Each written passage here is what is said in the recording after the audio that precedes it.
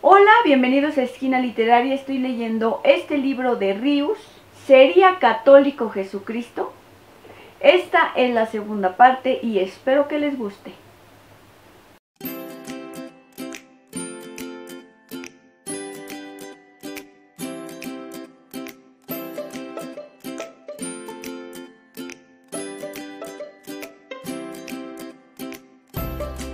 El catolicismo en México, primera parte. Nuestro país no se volvió católico. Los gachupas o españoles nos impusieron el catolicismo por la fuerza, el terror y el engaño.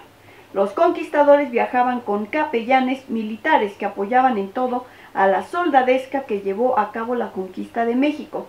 Los curas que vinieron con la conquista formaban todos parte del clero secular, es decir, lo que en la misma España consideraron lo peor dentro de la iglesia. 4 años más tarde llegaron los primeros frailes franciscanos, que en ese tiempo podían considerarse como de la teología de la liberación o de la iglesia de los pobres.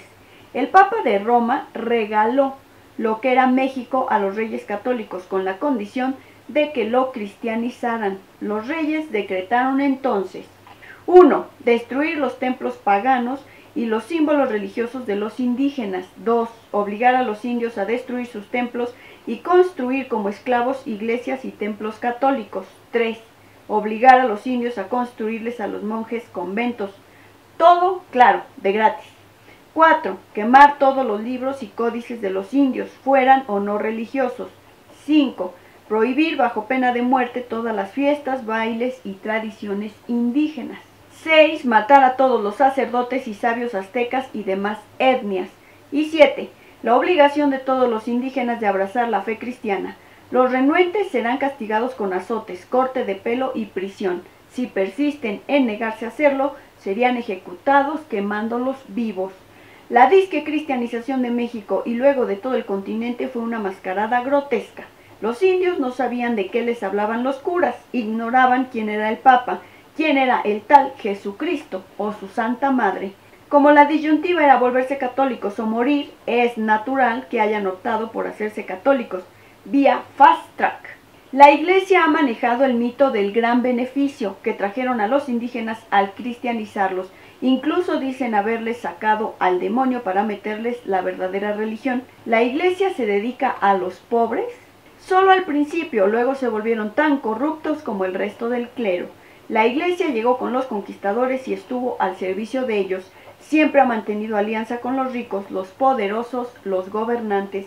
Aquella era una sociedad limitada. Los indios formaron parte del cuerpo de la Iglesia, de la Grey Católica. La infantería de los laicos, que nada más están pintados.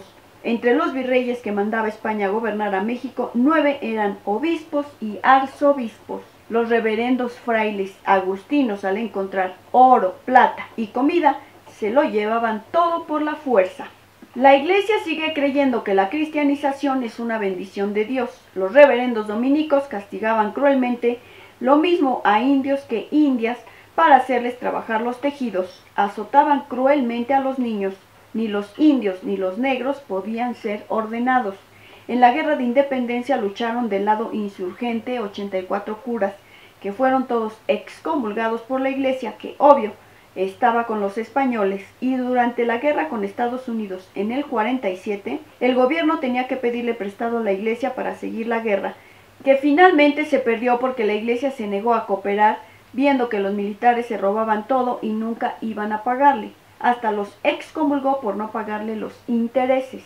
Don Benito Juárez, indio zapoteco y fervoroso católico, le quitó a los curas sus propiedades, incluyendo los panteones. También rechazó la invasión francesa y la imposición con ayuda de la Iglesia, de un emperador Maximiliano de Habsburgo y su primera dama, Carlota.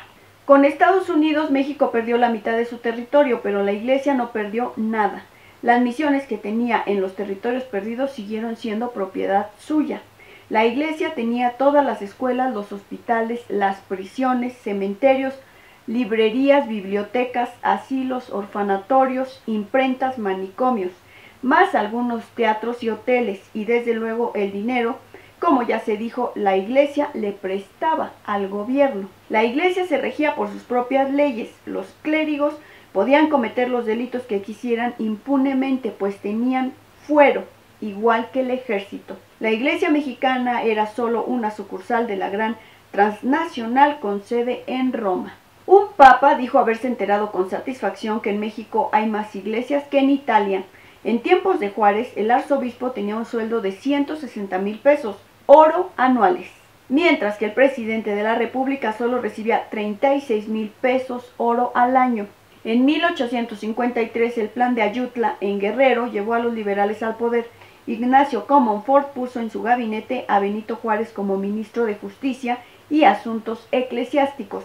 Juárez decidió enfrentarse a la Iglesia con la ley en la mano. Se trataba de expedir una serie de leyes que limitaran el inmenso poder del clero. Y es que en México había un gran absurdo. El gobierno no podía expedir leyes sin permiso de la Iglesia. El gobierno estaba en quiebra por la guerra con Estados Unidos y se vio obligado a irse sobre los bienes del clero, expropiándole algunas propiedades para tener dinero en las arcas para los pagos más urgentes. La Iglesia protestó desde Roma por los ataques liberales a la fe y creencias del pueblo. El país no podría progresar de otra manera. El presidente Comonfort le ordenó al licenciado Benito Juárez que elaborara unas leyes, hasta aquí, dedicadas a la gerencia de la Iglesia. Las leyes de reforma fueron básicamente tres: separación de la Iglesia y el Estado, libertad de cultos y desaparición del fuero eclesiástico. El Papa Pío IX excomulgó al gobierno de Comonfort. Juárez procedió con la desamortización de los bienes de manos muertas. Se trataba de vender algo de los inmuebles del clero y cobrarles 6% de la venta. El clero aceptó la propuesta. En 1857, el gobierno de Comonfort hizo una constitución que no gustó nada al Vaticano. Establecía nada menos que la separación de la Iglesia y del Estado y la libertad de cultos. La Iglesia vetó la nueva constitución y le declaró la guerra al gobierno. La guerra de reforma duró 3 años y asoló la República. En tanto, Juárez ya era presidente y se lanzó a matar al clero que se negaba a aceptar la constitución. La Iglesia excomulgaba a los que juraban respetarla, ya que tales eran las órdenes del Vaticano. Juárez ordenó con la ley y la constitución la nacionalización de los bienes del clero y la supresión de las órdenes religiosas, además de otras medidas que afectaban en serio a la Iglesia en sus tripas y privilegios. Las leyes de reforma que afectaron al clero fueron: ley del registro civil, cancelación del pago de subsidios a la Iglesia, libertad de cultos, cierre de conventos y ministerios, el mandato de que el clero debe obedecer al gobierno de México, no a Roma, y nacionalización de todos los bienes de la Iglesia católica por mal habidos. Espero que les esté gustando la lectura de este libro. ¿Sería católico Jesucristo? Esta fue la segunda parte. Si te gustó la lectura, dale like, compártela, déjame tus comentarios.